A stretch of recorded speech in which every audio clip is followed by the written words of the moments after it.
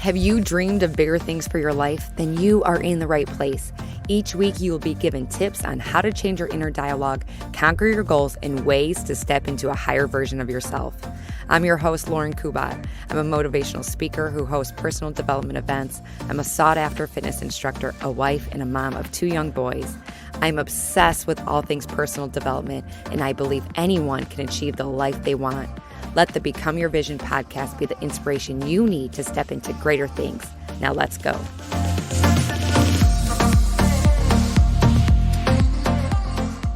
Hey guys, welcome back to the show. So before we get started in the interview, I kind of want to backtrack. So I did this interview with Adrianne last week, and then I did some reflection after the interview because she was saying some things that caused me to reflect on how I worded some of the questions. So the question I'm thinking in particular is I asked what her opinion was on low fat, low cal, no cal foods. And she mentioned that, she didn't want to tear down any specific diet. And she personally thinks that there is room for all different types of foods in our diet. And that was so powerful to me because I've mentioned it in the past before that when it comes to diet, there can be so much judgment around it, which is so silly. Like if you're on the keto diet, you're all against carbs, or you can be, not necessarily you are, but there is a lot of judgment that can come from a particular diet looking at another person's diet. And to be real, I have been there, and this interview caused me to reflect and realize, well, maybe I still do have, judgments towards other types of diets. And first of all, it's not my place. And that can be a trigger for so many people that are trying to lose weight. And then you hear different types of views, and then you're like, it gets all so confusing, right? You're trying to reach your goal. You're trying to be healthier, and you hear something from one person and something from the other person. And my goal is to clarify things for you and not to cast judgment or not to muddy the waters for you. So you might hear some undertone of judgment. Realize that I'm human. And please forgive me on that. And I don't want that to be a trigger for you. If it works for you, it works for you, And my opinion is my opinion, right? And we all have one, right? And I also forgot to share the review of the week. So I'm going to do that right now before we get into the interview. This one comes from Christy Neal, and it's titled So Real. She says, I appreciate transparency. It's what the world needs more of. Lauren inspires ordinary folks like you and I to reach for the extraordinary.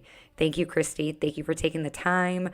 If you don't know, my goal is to have 100 reviews by the time the podcast turns 1 year old in September. I'm recording this right now in May. And it's just a goal of mine. I like to set these goals and see if I can reach them. And it just keeps things exciting, and I encourage you to make your own goals. I hope you get so much insight from this episode today, and thank you for listening. Hey guys, welcome back to the show. I hope you're doing well. Thanks for tuning in and listening to this episode today. So a few months ago, I had now a friend, I can call her Adrianne Delgado, on the show. She was talking about nutrition, and she gave us such great advice, and I wanted to have her come back again. So today on the show again, I have Adrianne Delgado. She was on episode 26, and this is episode 41 or 40, I believe. So let me tell you a little bit about Adrianne if you didn't listen to episode 26, but she is a registered dietitian and has almost 20 years of experience in outpatient nutrition care. Adrianne's passion includes helping her patients have a positive relationship with food, improving energy levels, and empowering her clients to live their best life. As a working mom of 5 children, she understands firsthand the challenges of balancing health and responsibilities. Adrianne specializes specialty involves teaching clients how to create new habits, which include mindful eating tips and techniques, and root work, a unique program designed to figure out why we over desire food and how to create healthier habits. She is the author of her first book, Nourish, Eat, Repeat, A Busy Woman's Guide to a Healthier Mind, Body, and Life. Adrianne is also a public speaker and is the host of her own podcast, Nourish, Eat, Repeat. So, Adrianne, welcome. Welcome back. Thank you for having me. I'm so excited to be here. Like, you don't even know how excited I am. I love talking to you, and I love that we've connected. So thank you for having me. Of course, same. I feel like this connection to you, and I felt it instantly. So we're gonna dive right in. Let's go with emotional eating. Tell us why we emotionally eat, why we sometimes when we're having a bad day, we just want to like dive headfirst into like a cheeseburger or cake. Well, I mean, honestly, a lot of us have been taught or have been modeled throughout our years and even our younger years. Like, when we don't feel good, cake will fix it, right? Like, we skinned our knee and our mom would say, let's go inside and get a cookie, because it was a form of distraction. Mm. So a lot of us use food as a coping mechanism. And unfortunately, a lot of the coping mechanisms that we select make us feel worse, not better. So if you look at some of like the most common coping strategies, eating, drinking, shopping, online, just going through, scrolling through Instagram or Netflix binging. Like, we use these as coping strategies to kind of numb out from the emotion because it's so uncomfortable. The problem is a lot of these coping strategies leave us feeling worse than when we started, because now we have guilt and shame added onto it because we've just done something useless with our time, or we've eaten something that is off our plan, or we spent a lot of money that we don't have with online shopping. Yeah.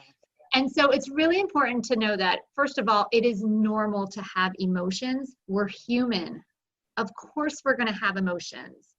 It's more about figuring how to work through the emotion versus getting over the emotion. Right? So, I think that's the biggest play on words that we have to really focus on. A lot of us are like, we just need to get over this craving and then we'll be fine. No, we're always going to have cravings because we're emotional people. It's not a problem that we have them. It's how do we work through them? Because over is almost a very almost perfectionistic word. Like, I'm going to get over it. I'm never going to have to worry about it again. And we all know that's not true, because we're going to get angry again. We're going to get stressed again. We're going to get worried. It's figuring out, how do I cope with these emotions? How do I work through them? And what strategies might be more helpful so that I feel better when I'm finished versus feeling worse? Like calling a friend, going for a walk outside, exercise, of course, exercise, right? That makes us feel good. It releases all those feel good endorphins. Maybe it's a creative hobby, or it's writing, journaling. Most people, when you do those activities, they make you feel better, not worse. Very true. Now, what causes it? Like when we're having a bad day or we're highly stressed, or it's that time of the month, or we are going through a challenging time. Why does it seem like these cravings are heightened? Is there something going on with our hormones? Is there a fluctuation? What is causing that? We're like, you want carbs, or at least I do when I'm having a bad day. Yeah, I think it's all about that stress response. So when you talk about hormones, cortisol is a big hormone in our body. It's secreted by our adrenal glands. Those are they're situated on top of our kidneys. And when we get stressed, our adrenal glands secrete cortisol, and it puts us into that fight or flight response. What's really interesting is We have two different parts of our brain. We have the front, which is that prefrontal cortex that's responsible for long-term thinking, logic, our health goals. And then we have the back of our brain, which we call the midbrain or the toddler brain. Mm-hmm. And that one is based off of habit and always making decisions through immediate gratification and pain avoidance. Mm. So unfortunately, when we are in a fight or flight response, our brain actually shuts down the prefrontal cortex when we're in a stressful situation. And it does that so that we can make a decision very quickly. Unfortunately, the part of our brain that's making that very quick response is the one that's always going to go for pain avoidance and immediate gratification. Yeah. And so we often, we go with whatever response we think of first. I'm stressed, I need chocolate. Yeah. And our health goals don't even come into play because that part of our brain is actually shut down in the moment. So good. Okay, so let's say you're at work and you're having a really stressful time and things keep, you keep getting emails or calls or your boss keeps popping in and wants a new thing from you and you are severely stressed and maybe you can't leave the office or you can't call a friend. What do you suggest doing during that? And you have a bar of chocolate in your desk. Or like, when is the right time to grab it if you're like, you can't talk yourself off of a ledge? Yeah. So the first thing I would say, and it's something that we all have available to us at all times, and it's free, is deep breathing, right? It's that deep breathing because slowing down your breath is a natural way to engage your parasympathetic nervous system, the part that lowers your stress, gets your breathing under control, your heart rate, your blood pressure under control.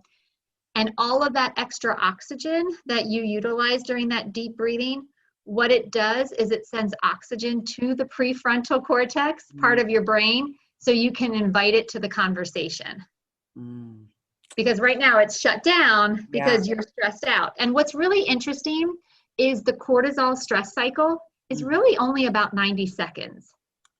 Really? In the moment, it feels intense and it feels strong. And it feels like if you don't eat that piece of chocolate in the next 5 seconds, you are going to implode. Yeah. And it's not true. You're simply 90 seconds away from a different response. Oh my goodness. So I would say if you're stressed to the max and you're like, what am I going to do? I want chocolate.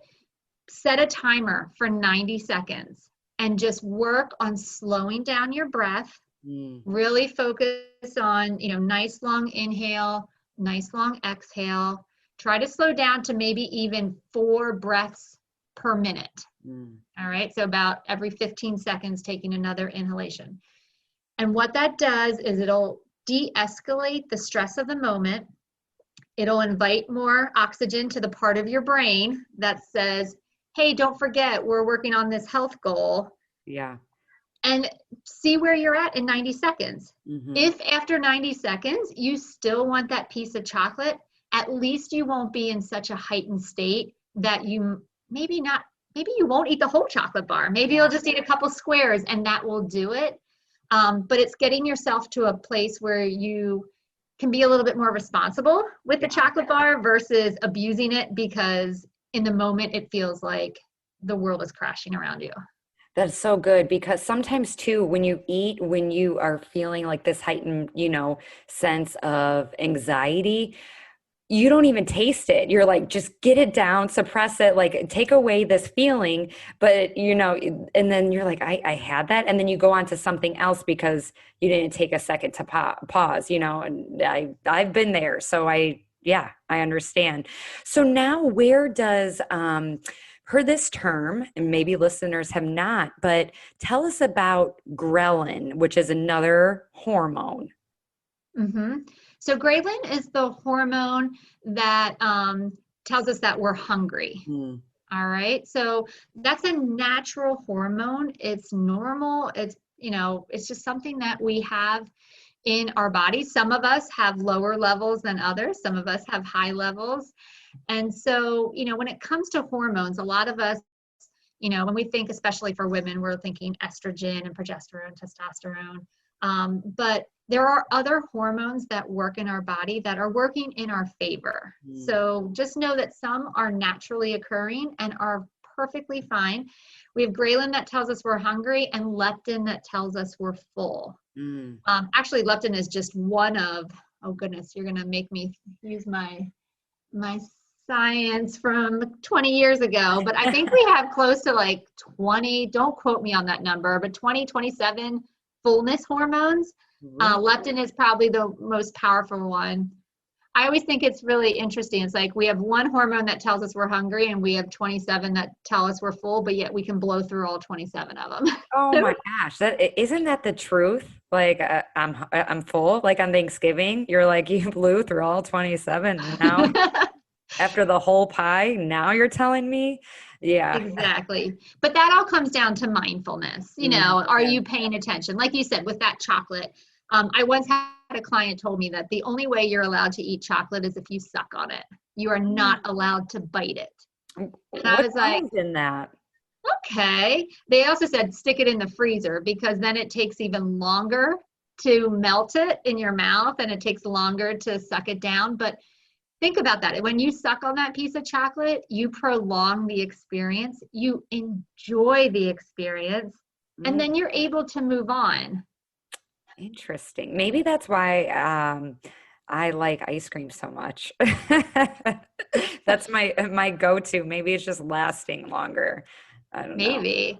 Yeah, but it's very important. Like a lot of us, you know, I think we talked a little bit last time too about good and bad foods. And when we call foods bad, it elevates their status. And then we feel really guilty when we eat them because we think we're bad because we're eating a bad food. And honestly, it really robs us of the joy of eating those foods. So again, it's not that chocolate is bad. The only reason you would be bad if you ate chocolate is if you stole it or you murdered somebody to eat it. Like those are the only parameters around being bad. But a lot of us have so much guilt whenever we eat chocolate because we see it as a bad food that we don't really get to enjoy the full experience, the flavor of eating it. And so that's part of, you know, I think that even ties into emotional eating too. Like, when you eat it, are you even enjoying it? Because if not, then, you know, I don't know, why not wait until you're at a place where you can fully reap all the benefits of it than feeling shamed for eating it and then, you know, like you said, just gobbling it up and then have nothing to show for it. At least get an experience out of it. For sure. Yeah, because if you are you know, shoveling cake in your face and you're like crying through it, you know, because you haven't dealt with whatever's going on and you're feeling shameful. Yeah, enjoy it. Totally agree. So I have had clients in the past say that is it ghrelin or ghrelin or is it tomato? Tomato, tomato. It's fine. I've heard it both ways. Okay. So I call it ghrelin. Somebody that I follow, they call it like gremlin. It's like the little thing. It's just trying to remember. It's that thing inside you telling you that you are hungry. So it's kind of like a gremlin, but it's ghrelin. Now, so I had a client saying before that they are never full. Is it because maybe they have their ghrelin levels are heightened? Maybe. I don't know if that would be my first guess. If they don't feel full, first of all, how do they define full? Because I mean, I've had clients in the past that define that sick, stuffed feeling as being full. And we've had to redefine fullness as the absence of hunger. So I would try to look and dive into that a little bit more to figure out, how do you define fullness? Are you looking for a certain sensation in your stomach? Are we talking about emotional fullness, physical fullness? Because that's a thing. You know, a lot of times we may feel physically full with our food, our stomach feels distended, it's not hungry anymore. But if we didn't gain satisfaction from what we ate, we might still pursue more food. That's why I'm a really big fan of, like, don't put foods on your plan that you don't like. Right. It's not going to work. Right. You're like, I don't like fish. Why am I going to eat it? Right. And then you're just going to feel deprived and Yeah. restricted and resentful. And then chances are you're going to go out for a cheeseburger afterwards. So why not just put a food on your plan that you enjoy so you can get that emotional fullness and satisfaction from it as well. Yes. Now, piggybacking on what you just said, um, I had somebody else, a girlfriend, reach out to me and she said, "What do you do? Like, I've been, so quote unquote, good lately. I've been eating really clean. And then, I've just been having these cravings. What do you do?" What is your recommendation when your cravings are heightened? How, once you've done all the mindfulness and things like that, do you recommend choosing a healthier version of that food, or do you recommend having that food, but maybe a smaller portion? What do you suggest? Well, so I think it goes back. I'm going to take a few steps back first, and then we'll Yeah. go into that. So there's a couple things going on with that question. So a lot of times cravings can be a response to low blood sugar. Mm, So depending on what this girlfriend is defining as being good, is she defining good as low calorie, mm, super restricted because she's only eating, fruits and vegetables and organic meats and nothing more than that? Does she have enough fat in her diet? Does she have enough fiber in her diet? If those things are missing, she's going to have this intense hunger, and it always comes usually at the end of the day. mm. I always tell people, if you're not eating enough at all day long when you're active and your body needs it, it will always come back to bite you at night. So what is the root cause? Like you said in my intro, like doing that root work. What is the root cause of the cravings? Is it low blood sugar from, restricted dieting earlier in the day? Is it, some type of emotional need that's not being met, because emotions can get in the way of cravings. We don't like to feel uncomfortable. That's not something we actively put ourselves in uncomfortable situations. We don't like to feel stressed or anxious or bored. So is there something going on that she hasn't addressed earlier in the day? A lot of times we'll say, we eat at the end of the day because we're just so stressed out and anxious from the people that we were with or the circumstances. A lot of times we eat at night because we're trying to get away from ourselves and how mean we were to ourselves all day long. Um, These so are aha moments. are we escaping ourselves, right? Because, when we talk about emotional eating, we're talking about an emotion that we don't know how to sit through. It's Mm, uncomfortable. yeah.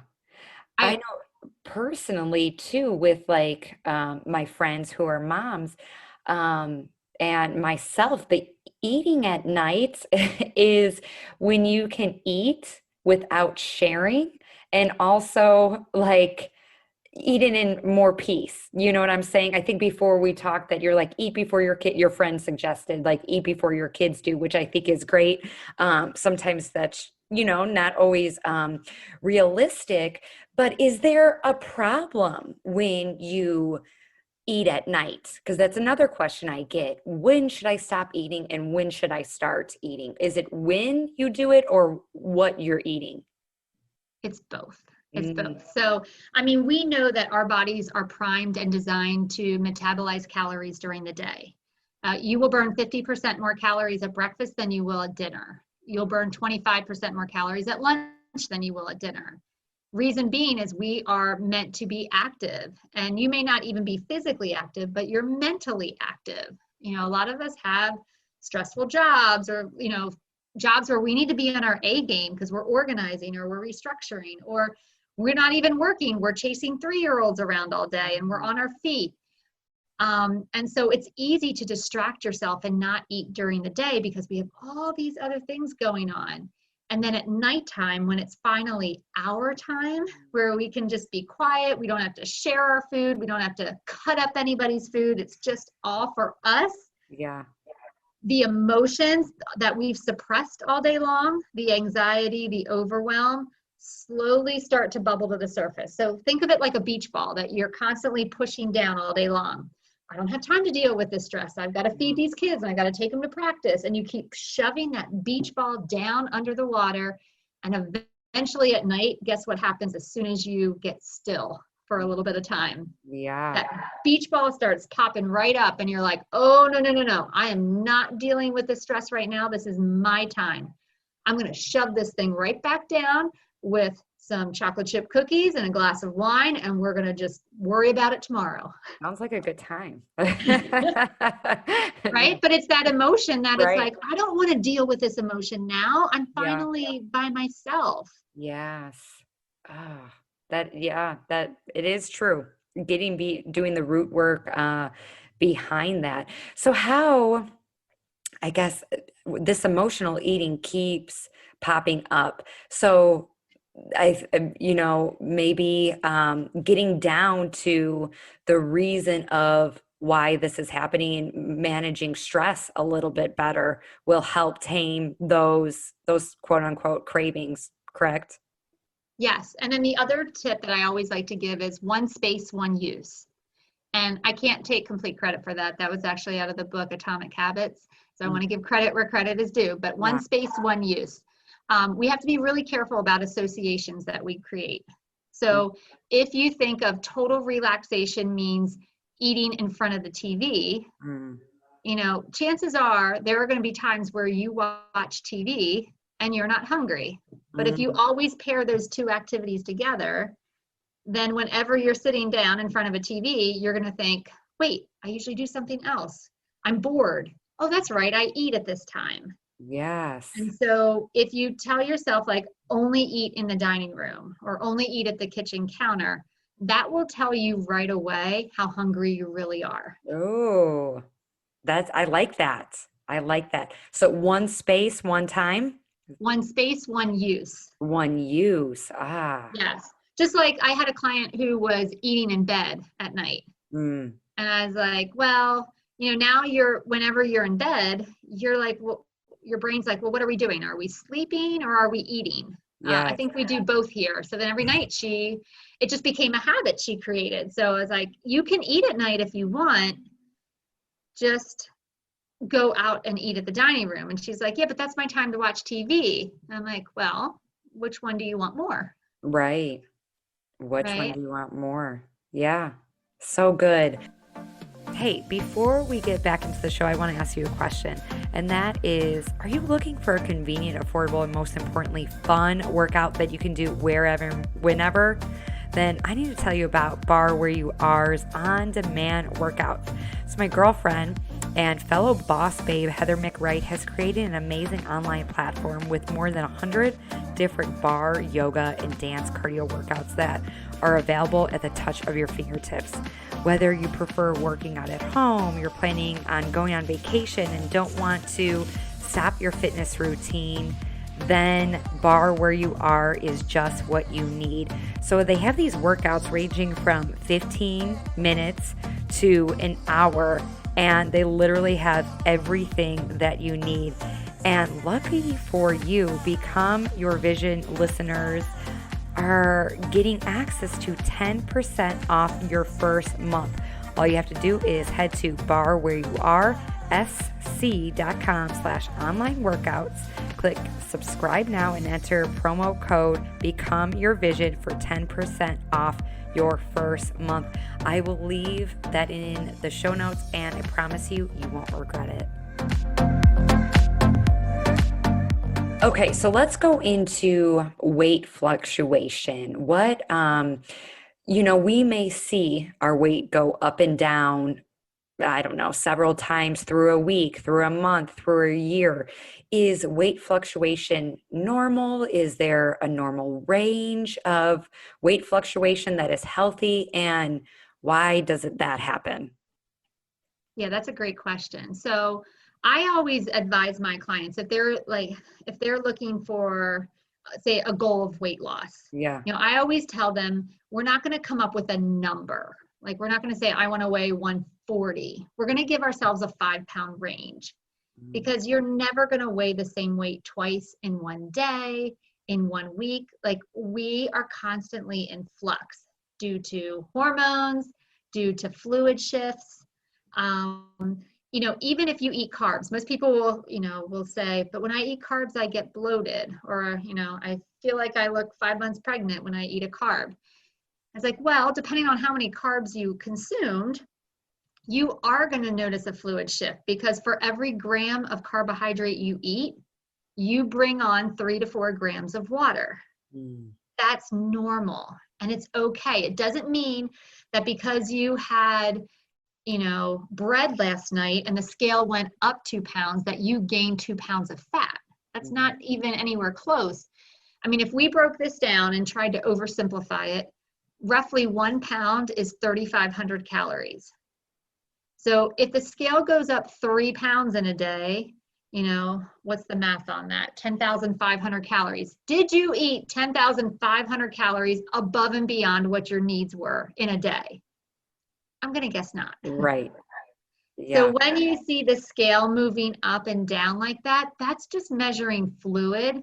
And that will always be in flux, because you're eating all day, you're drinking all day, you're sweating, all those components play a role in what number is on that scale. So to be discouraged or frustrated when that number is constantly going up and down, it actually doesn't work in our favor, because it's normal and it's supposed to happen that way. Yeah, so good. Now, how often do you recommend somebody, whether it's weighing themselves or measuring themselves with, measuring tape, how often do you think is a good measurement? And is there a time of day that you recommend clients do that if their goal is to lose weight? Yeah, so I would say the best time of day is first thing in the morning. Why? Because it's the kindest. It's the kindest time of day, right? You don't have any food in your stomach. All you did was pee up to that point. So, Right. I would say it's probably most consistent, because you haven't started drinking water and eating food at that point. So if you want to try to keep as many variables out of the picture as possible and make it as consistent, I would say first thing in the morning. In terms of how often, that's going to vary from person to person. So if you look at what science says in the research, they recommend weighing yourself every day. I have a feeling that the people that were involved in that research were all men, because women weighing themselves every day, it doesn't work well. So I would typically recommend once a week, just because if you're weighing yourself daily, you're going to be seeing all those fluctuations, and it may even present itself as if what you're doing is not working, and that's not necessarily true. It just means that your weight is fluctuating with fluid shifts. So it's much easier to look at trends than it is to look at the day-to-day, because that's usually what messes with people. But my underlying question that I always ask is it helpful? And so is weighing once a week helpful, or is it, making you create unkind thoughts to yourself, or it's making you question, the good habits that you're creating? If it's not helpful, then maybe it's once a month. It's basically your response to the scale. If it starts to make you feel bad about yourself and you're doing all the right things, because I know this will happen to me all the time. I'll have a person come in the office and they're doing great things. I have so much energy. I'm sleeping better. I'm exercising. I feel good. And the moment that scale does not validate those efforts, they quit. And I'm like, but wait a second, you're sleeping better. You have more energy. You're exercising. You're doing all these great things. Well, it's not working. Yeah. That's not true. It just means that the scale didn't move this week. It doesn't mean that what you're doing isn't working. So now, what would you say? Okay, so you've waited maybe a few months and the scale is still not moving. Do you suggest that they go back to their nutrition and focus on maybe there's something that is causing them to retain water or not lose weight? Or how do you go about doing that? Yeah, you know what? If usually the biggest thing is weekends. Yes. People are rock stars Monday through Thursday, and in their head, that should be enough to make a difference. I'm like, we can do a lot of damage Friday, Saturday, Sunday. And Yeah. it's what keeps them in that cycle or that loop of lose a little bit, gain it all back, lose a little bit, gain it all back. So, I usually, that's the first thing I start to look at is what are their weekend habits? Because, again, people like to remember the good Mm. things that they do. They tend not to remember all the bad things. I know in my, just interviewing my clients, they'll give me this great list of everything they ate. I'm like, oh, so you didn't have a snack? Oh yeah, that's right. I had some chips. It's funny, like those thoughts never pop Yeah. up in their head when they're telling their story. They like to share their highlight reel. Right. So, in that case, sometimes, writing down what you eat, doing a journal can be helpful because you can start to look for patterns or trends. Yeah. I'm not a fan of journaling like half a cup of cottage cheese, 3/4 cup of, Yeah. I don't know. I don't want to do that the rest of my life. So, but I do like journaling to look at patterns and trends to see, oh, I didn't realize that I'm, basically eating half a bag of tortilla chips when I get home from work at 4 o'clock. Maybe that's something I want to work on versus, I need to start drastically cutting everything out of my diet because what I'm doing is not working. It's usually weekends. Yeah. Or even not having enough water. If you're not drinking enough, a lot of times the body will hold on to weight. And Mm. so those are like, let's look at some of those things first before we jump in to the conclusion that the diet is all wrong. Yes. So how do we avoid the weekend binging? It's like we've done, quote unquote, done good, ate healthy all week, and then it's the weekend, we have parties and get-togethers and blah, blah, blah. How do we avoid that? Well, I think it's exactly what you said. I was good all week. I think we Hmm. have to drop that mindset. Like, Mm. I remember I had a client one time who said, I'm a rock star Monday through Thursday. My problem is the weekends. My kids have away tournaments. We always bring a cooler with us. We go out to eat. We have a good time. I don't, I don't necessarily want to change that because I Mm. enjoy that part, but I'm also not happy with my weight. And so I told her, I was like, all right, from now on, I just want you to journal whatever you eat on Friday, Saturday, Sunday. And she's like, well, wait a second. Why don't you want me to journal Monday through Thursday? I was like, well, because we already know you're a rock star Monday through Thursday. Mm. Why waste all your energy journaling on days that validate what you already know? Why not journal on the weekends so you can start to see which habits you're, ready to address and which ones maybe you want to put off in the distance and address later. Mm. For a lot of people, the weekends, it's a time where you lose your structure and your regimen and you're a little bit more laid back. But for a lot of us, that structure and routine is what keeps us in line with our health goals. So are you drinking enough water on the weekends, or is that the first thing to go? When you're at a party, is it, can you just create some type of balance? Or even just asking yourself the question, what decisions can I make tonight that I'm going to feel really good about Monday morning? Mm. Yes, so good. Like enjoy, a cocktail or two. Can you Yeah. skip the crackers, or, pick and choose? Do you really have to have it all? Is that going to make you feel good? Yes. Love that. Okay, we have a bunch of questions still to get through. So I've also heard this before. When I reached the age 30, after I had kids, when I turned 40, when I turned 50, everything, whatever age it is, everything just stopped and I gained a bunch of weight. Is it true that once you reach a certain age, your metabolism just crashes? Is there truth to that? Yeah, there actually is. I don't know if it was crashes, that might be a little dramatic, but that's Yeah. what it feels like. Mm. Right? It's always those decades that the next Mm. decade we start to notice a significant difference in our metabolism, even where we start to carry weight. What happens is starting at age 30, we naturally will just start to lose muscle mass. That just happens naturally as a part of the aging process.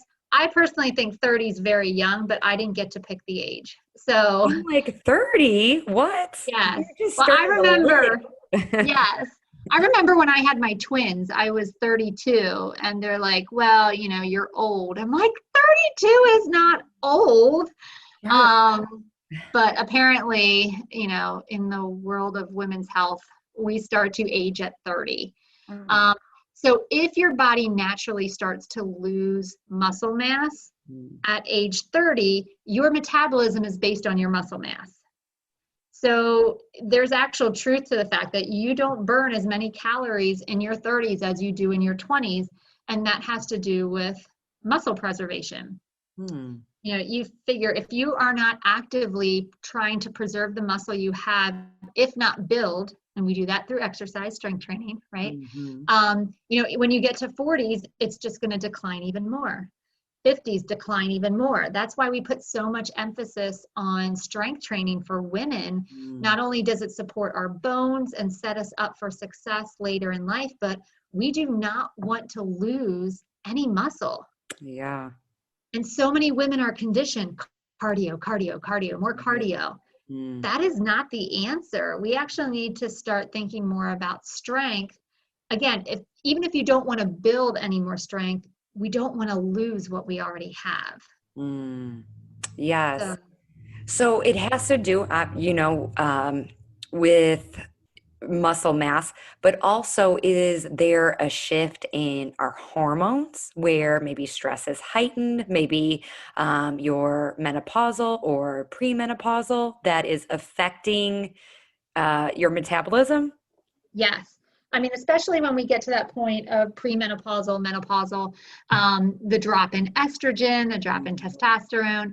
When you are going through menopause, obviously you're not ovulating anymore.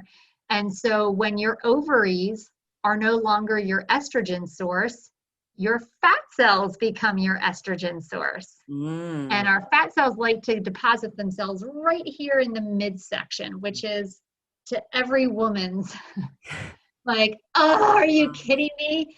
Like people will come to me, I've never had this stomach before. Make it go away. I was like, actually, it's protecting you, and it's meant to be there because your ovaries have checked out, and now your fat cells will become your estrogen source for the rest of your life.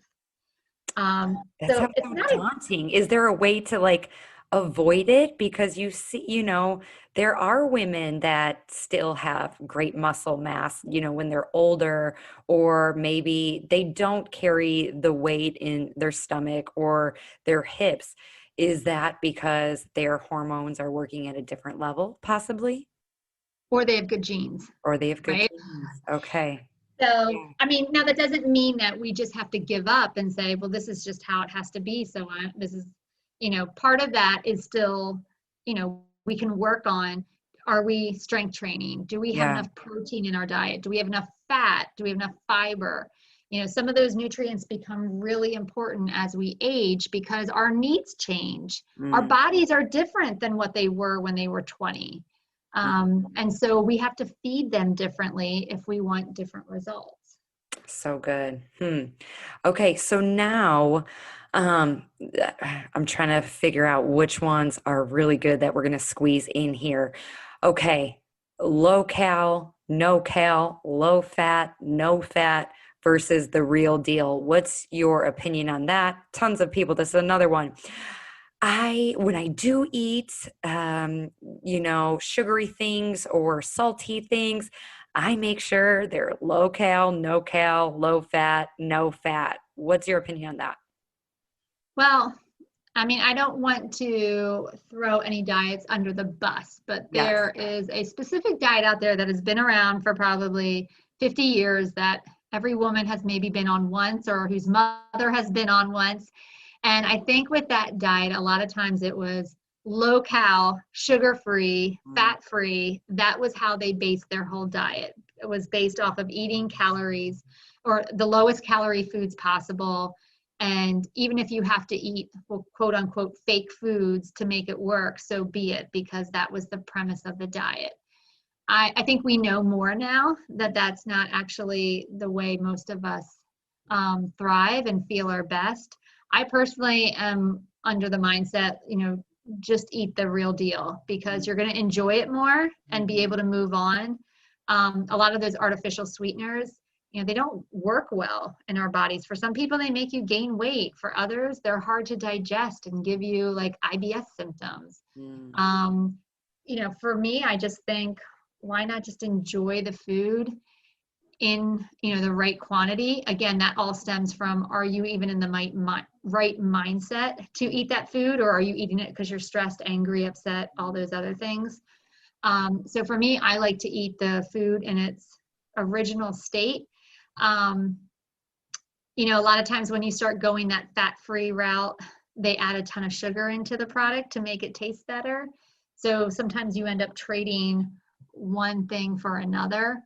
I just am, I don't think there is such a thing as a bad food. I think there's a time and place for all of it. But for me personally, I always go with the real deal because it tastes better, and we need fat in our diet. Like, we need fat to feel full. And a lot of times where people are having those intense cravings or, those binges at night, it's because they don't have enough fat in their diet. And then it causes them to go overboard and eat 2,000 calories right before bed, which we all know is going right to storage, because you're not burning calories at 10 o'clock at night, sitting on the couch watching TV. Yes.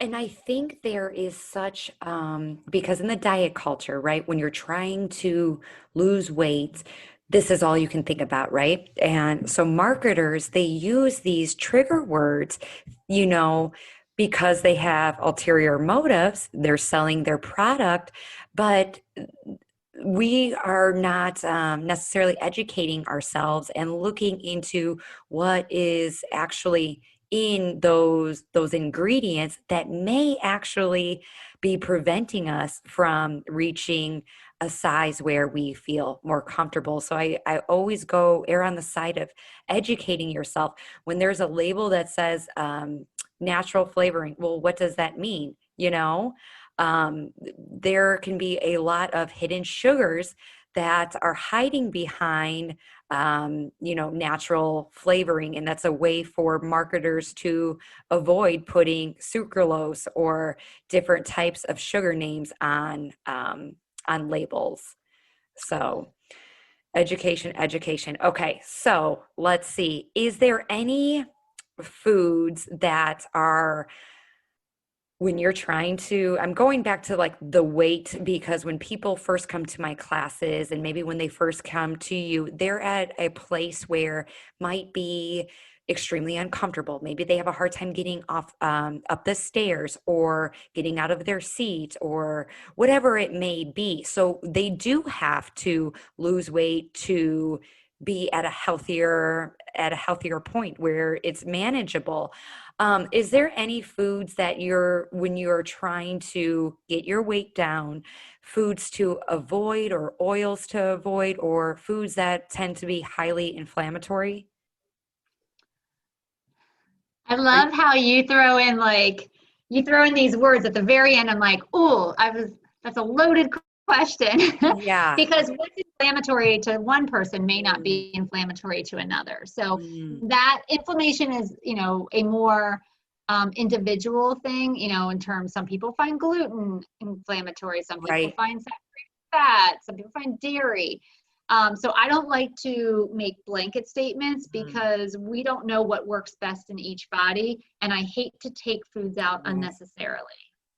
I think a lot of diets out there just make blanket statements, and it's not necessarily true for every person. And the more restrictive you make the diet, the less easy it is to stick with it. So my goal is to be as inclusive as possible. Obviously, if we identify a trigger that's causing inflammation, then that's obviously the person's decision whether or not to take it out. But at least we know it causes joint pain, or, high cholesterol, or, thyroid issues, or whatever their inflammation may be.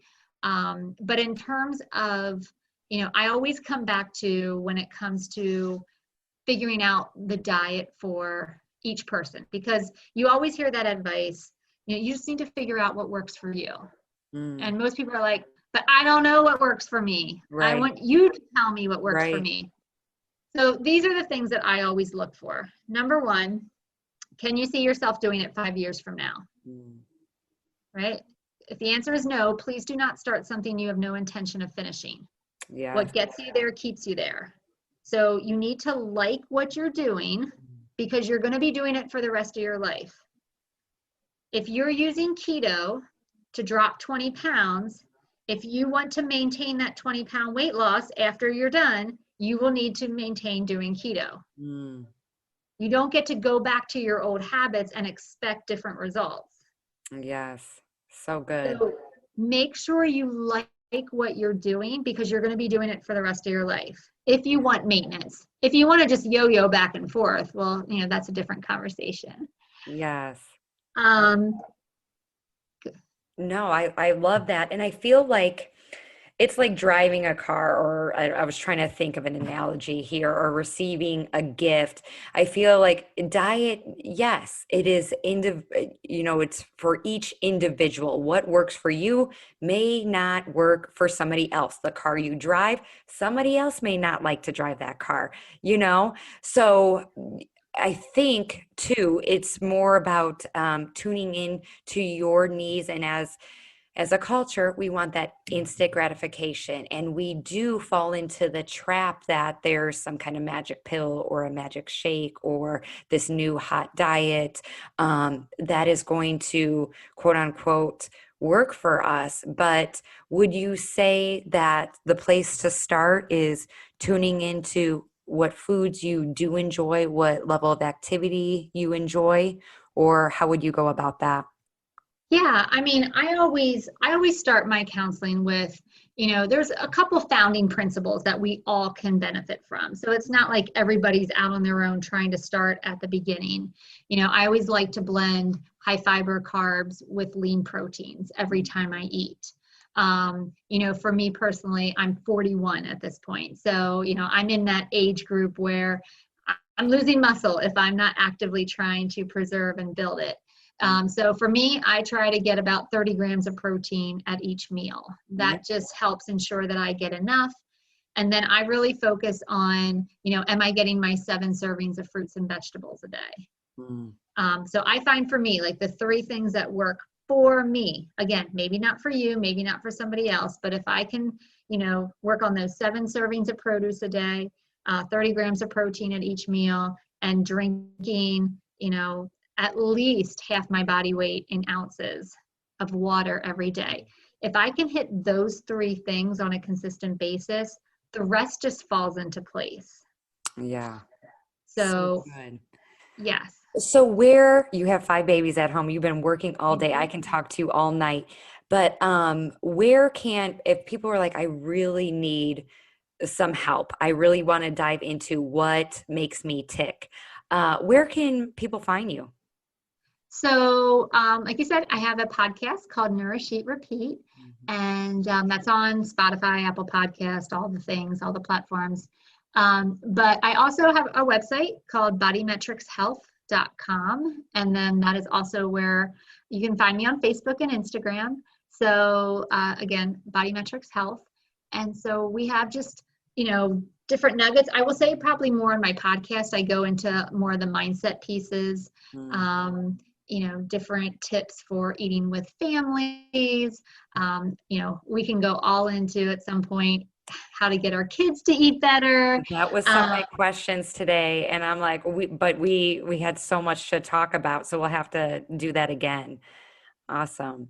We'll do a whole episode. I have all these tips for how to get your kids to complain less at meal times, and how to help picky eaters, and just make the general meal time a lot more stress-free, which I think in those moments, like, we don't need the kids to sit there perfectly, with napkins in their lap and saying, Mom, this is the best thing you ever made.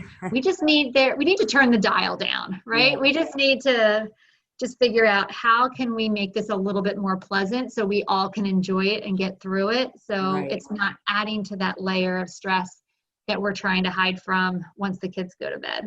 Oh, so good. I'll leave all your information in the show notes. And if you guys love this episode, please let us know if you want to hear something specifically from Adrianne. Let me know. Reach out to us. Leave a review on the podcast. I'll leave all her information in the show notes, and you can find her if you have any questions. I'm sure she would love to answer. And thank you so much for being here. Of course, anytime. Thanks for having me. Of course. Remember, you guys, you got this. Have a beautiful day. Thank you so much for tuning in today. If you love this episode, make sure you are subscribed so you know when more episodes come available.